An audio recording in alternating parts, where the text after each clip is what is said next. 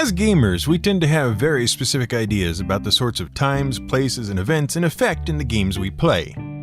We know, for instance, when playing the sort of medieval fantasy-style game represented by Dungeons & Dragons, Pathfinder, and many of their derivatives, that we shouldn't really be seeing things like tanks, automobiles, calculators, electric lights, or telephones.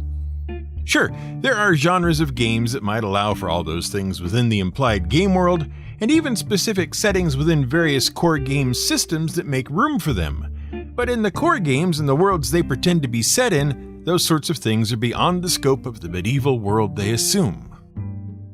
When we find items like this out of their proper time frame, we call them anachronisms. They don't fit where and when they are. They are chronologically out of place. The word anachronism itself is made up of two Greek words, chronos meaning time, and the prefix ana meaning up, back, or again. It was first used in the 17th century to refer very specifically to something that had been given a date much earlier than was correct.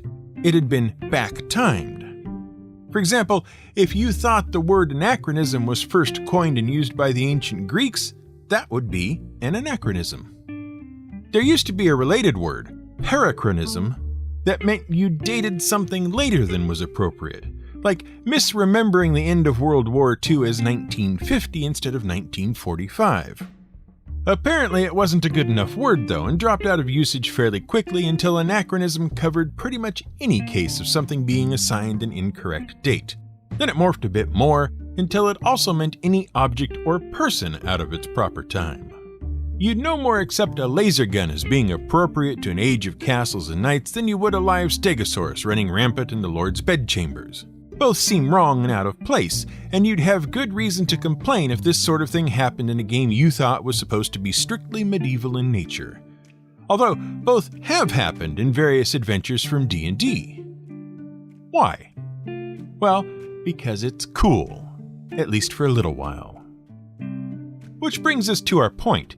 The medieval period, or Middle Ages if you prefer, lasted, at least according to Earth history, from the 5th to the 15th centuries, 400 CE to 1499 CE, roughly. From the fall of the Western Roman Empire to the transition to the Renaissance and the Age of Discovery. In Europe, which is a whole kettle of fish we'll deal with at a future date. At any rate, that seems like a pretty clear-cut time frame from which to take our inspiration for our various games. It's a big swath of time with pretty fuzzy endpoints, granted. But there are clearly things considered outside that time frame and things which are obviously inside that time frame. So why then, keeping that time frame in mind, when we think about and imagine the sorts of adventures we can have in a ship in D&D and related games, do we almost invariably imagine the adventures of an age almost 100 years later than the medieval period? There's swashbuckling and pirates and cannon and vast sails and voyages of discovery and exploration and treasure and trade and a whole host of other things that, even if we stretch time as much as we can, were, historically, only just barely happening by the time we get out of the imaginary Middle Ages we're playing in. Even worse, the age we particularly picture, for most of us, is a very brief period of history set almost 300 years after a whole new age had begun, and which only lasted roughly 100 years before it too was overtaken by an entirely new age, both at sea and on land. And, word to the wise, if what you want is to know a bit about what happened during the Middle Ages in terms of navigating and getting around the world by sea, take a look back in our archive and find our 3-part series on sailing, which includes the episodes Carrack, Dead Reckoning, and Water Clock, before you listen to this one. Because in this one, we're setting sail for a destination that was opened up by that series of episodes and the things that happened there. And to get there, we're going to tell you the answer to the question we just asked. The reason we have a whole different period of sailing adventures than the Middle Ages might allow is the same reason lasers and dinosaurs crop up too. The Age of Sail is way too cool to leave out. This is GM Word of the Week, and I'm Fiddleback. Before we get to the Age of Sail, we have to back up a bit to the age of knot sail and discuss one of the most fundamental of ship designs, a design so thoroughly perfected and understood that it was the one and only premier design for much of the world, for much of history. Certainly more history than even sailing ships were around for. In the ancient world, if you wanted to go trading or fighting or even just out on a pleasure cruise, say up and down the Nile, there was only one sort of ship to do it on for your rich and famous godlike ruler. Developed as a natural extension of the basic principles outlined by the one-man canoe, the galley was the favorite ship design of anyone who was anyone or wanted to be anyone in ancient Egypt. Around the 3rd millennium BCE, the Egyptians were already sending what were essentially huge canoes rowed by multiple people at once up and down the coast, raiding, trading, and taking slaves. These early galleys were powered by as many as 30 men, all sitting in a row along the hull and rowing away. There was some speculation that a few of these early designs had a single sail mounted on a single mast, but these early sails were only good if the wind happened to be blowing in the direction you wanted to go. There was no maneuverability while under wind power and no way to change directions. These early sails were completely secondary to the main motive force of human rowing. Now, you may be familiar with the basic arrangement of a galley. Possibly you have seen films in the sword and sandal genre. Typically, some great hero, your Hercules or your Jasons for instance, because early Greek mythology gets a lot more respect than early Egyptian mythology, go off on an incredible journey in which they are variously attacked by giant stop-motion monsters. Usually they travel by boat, and also usually by the end of the journey there are far fewer crew left than when they started. They're called sword and sandal movies for the obvious reason that almost everyone is kitted out with swords and a pair of ancient sandals, and not much else. Usually there is an evil magician around somewhere, as well as a beautiful love interest for the main hero. In any case, you know what a galley looks like because that's mostly what they sailed around on in these sorts of movies. Except you'll notice that a lot of the time, the hero's ship doesn't appear to be crewed properly. There's a lot of fussing about with sails and rigging when there shouldn't be, but these old movies make it seem like only the bad guys really had slaves doing the job of rowing. So much for historical accuracy. So up and down the rivers, out across the Mediterranean, and all over the various coasts, you could find all sorts of versions of the galley underway doing whatever it was they did, all being run by a number of different folks from different kingdoms. Which was kind of a problem. See, if you were a coastal city resident, for instance, you wouldn't really be able to tell if the fleet of galleys coming across the bay toward your town was there to trade or to raid. It wasn't until they got ashore that you knew which was about to happen. Any given galley could be on any one of several missions depending on how they felt on the day. They all pretty much looked the same. And then, in the 8th century BCE, the Egyptians decided to be lots more clear about what their galleys were up to, and started fitting rams to the front of the ones they intended to attack people with. Now, it was really obvious when certain vessels were up to no good, depending on your point of view, of course. Brave sailing lads to the home team, black-hearted raiders to everybody else. These galleys were used to ram and disable ships at sea, so the goods they carried could be taken should the occasion present itself. Mostly, though, military galleys were used to transport troops to the location of land battles rather than fighting at sea, until 1175 BCE, when the Egyptians took part in the first recorded naval battle against the Sea Peoples. No one knows now who the Sea Peoples were, really. They seem to be made up of a number of different civilizations who banded together for mutual benefit. But wherever they came from, they'd been sailing around the Mediterranean for years, making a nuisance of themselves, raiding various coastal cities and moving into the neighborhoods, regardless of who they belonged to originally.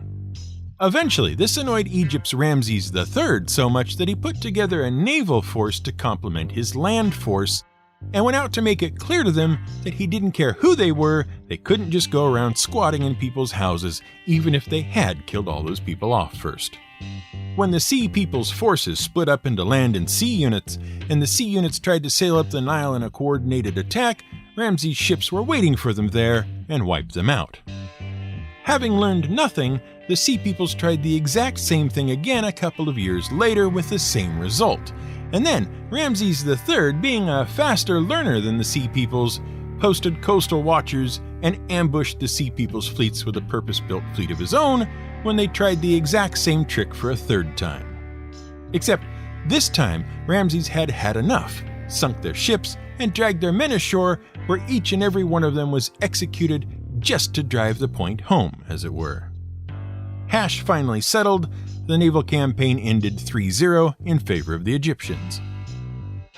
From that point in 1175 BCE onward, naval combat became a regular thing. No army looking to defend or capture land did so without some sort of naval presence, and they all used galleys of one sort or another as their main warship.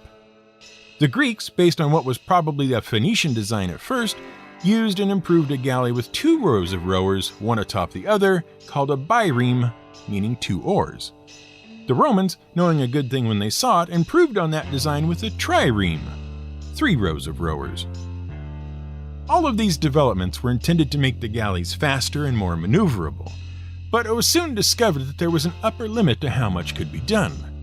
For one thing, more than 3 rows were impractical and complicated ship design to such a degree that more was lost by trying to accommodate it than was gained in improvement. And so, there things more or less stayed for many years. How many years? Well, to answer that question, we have to go all the way from 1175 BCE to 1571 CE. That's right, over 2,700 years. From the end of the Bronze Age, through the Iron Age, through ancient history in the Middle Ages in which D&D is sort of set, and right out into the middle of the Renaissance.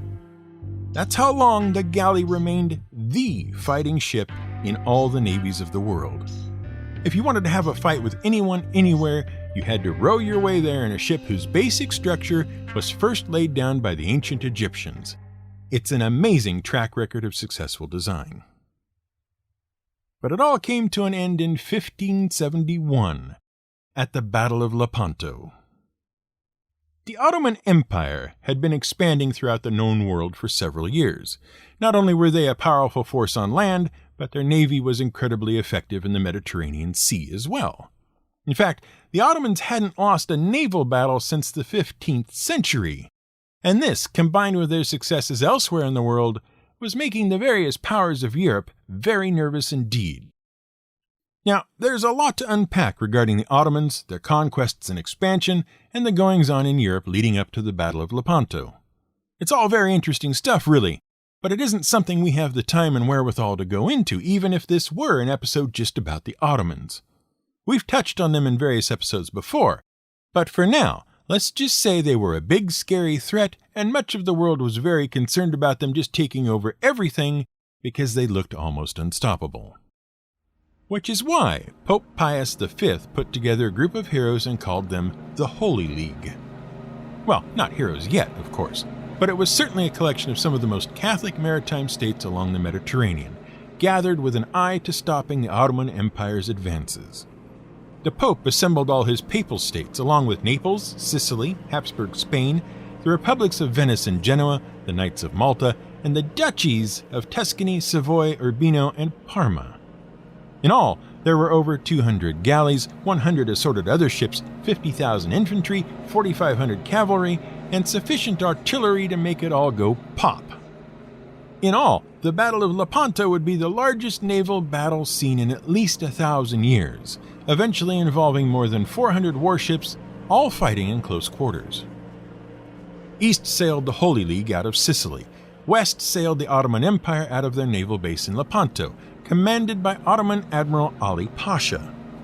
The League was commanded by Spanish Admiral John of Austria, half-brother of King Philip II himself, who financed most of the Holy League. The two forces met in the Gulf of Patras, near the entrance to the Gulf of Corinth in Greece. Now, you might picture in your head the sort of naval battle we talked about earlier with cannons and tall ships and buck-swashling galore.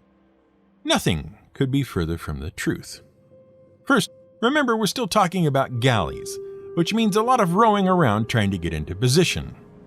Into position for what? Why, for hand-to-hand fighting, of course. Sure, there were guns, but the Holy League had them all, and they were basically just muskets and long guns. What cannon there was were hard to use and very slow to reload. The Ottomans, on the other hand, brought their best composite bowmen, and, lest you think the matchup unfair, remember, the Ottomans had been busy conquering things with these sorts of weapons for ages. They might not put as big a hole in you as a hit by a musket, but they could fire more frequently. It's sort of a toss-up, really. Both sides formed into a line of battle, which was the hot new tactic of the day. Prior to line of battle, ships would sail directly at each other independently for individual combat. Now, ships sailed together in a line, supporting each other until literal contact with the enemy was made, at which point the fighting would ensue. It was reported by some observers that when the two fleets met, you could walk from ship to ship across the battlefield, fighting all the way. During the fighting, the Ottoman flagship with Ali Pasha aboard crashed so hard into John of Austria's flagship Real that it embedded itself 4 rowing benches deep.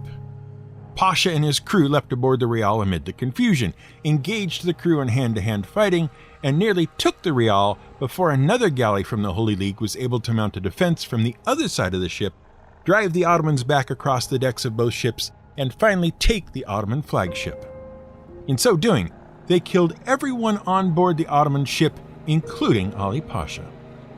In another part of the battle, through a bungled, possibly treacherous misplacement of one group of Holy League ships, the Ottomans were able to fight through a group of 15 enemy ships, eventually boarding and capturing the flag of the Knights of Malta before finally being driven back. Elsewhere on the battle line, Ottoman ships were captured and the enslaved Christian rowers set free to join the fighting against yet more Ottoman vessels.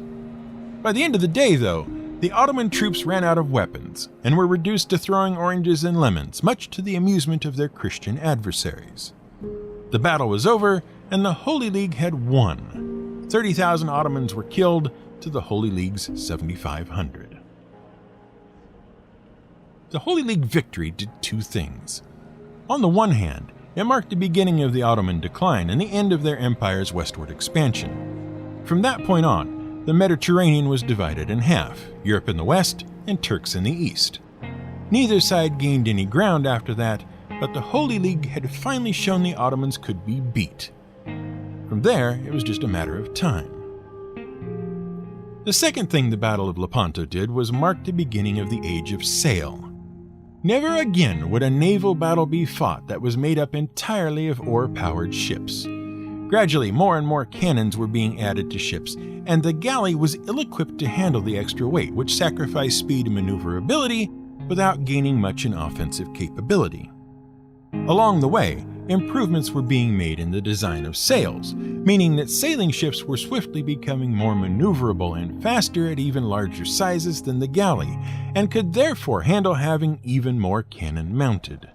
As sailing ships and heavy cannon became part of naval combat, the line of battle tactic was gradually refined until ships could stand off from each other, firing cannon broadside at the enemy under covering fire from the rest of the line.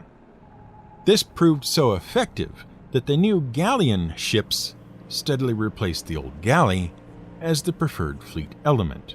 The Age of Sail had begun. By the mid-18th century, things were in full swing.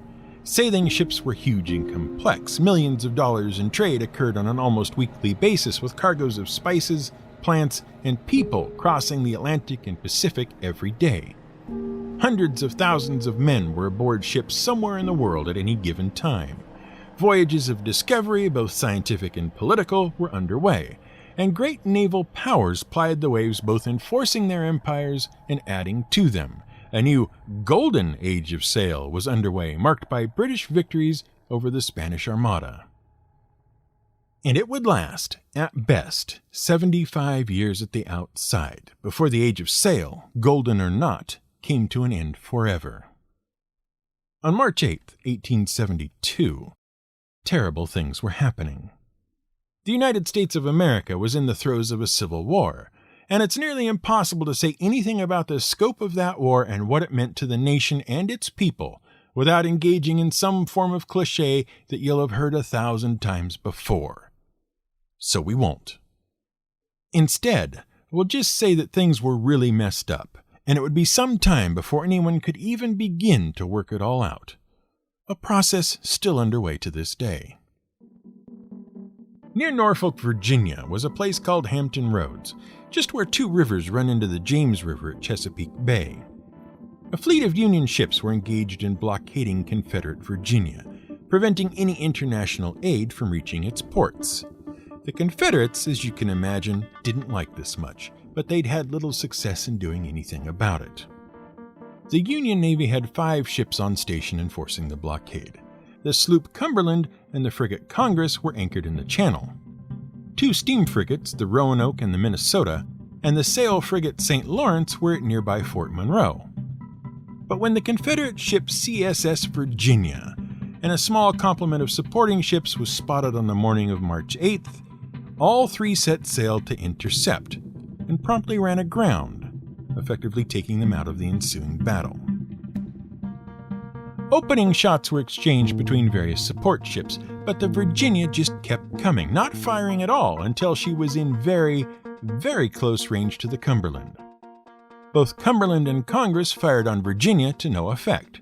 The shots just bounced off her hull.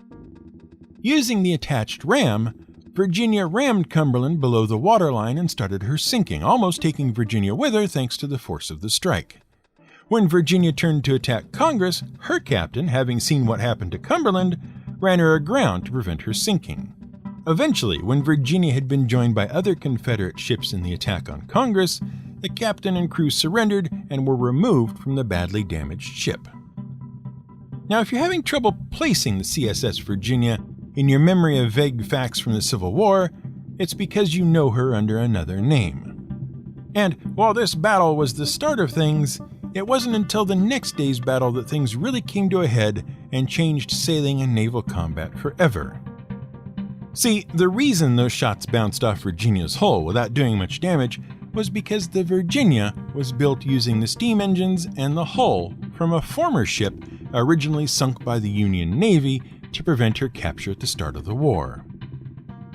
And the very next day, at Hampton Roads, the Union would send a ship called the Monitor to try once again to sink what used to be the Merrimac in the first ever Battle of the Ironclads, which convinced every navy in the world that steam-powered iron and steel-armored ships was the way of the future and ended the Age of Sail.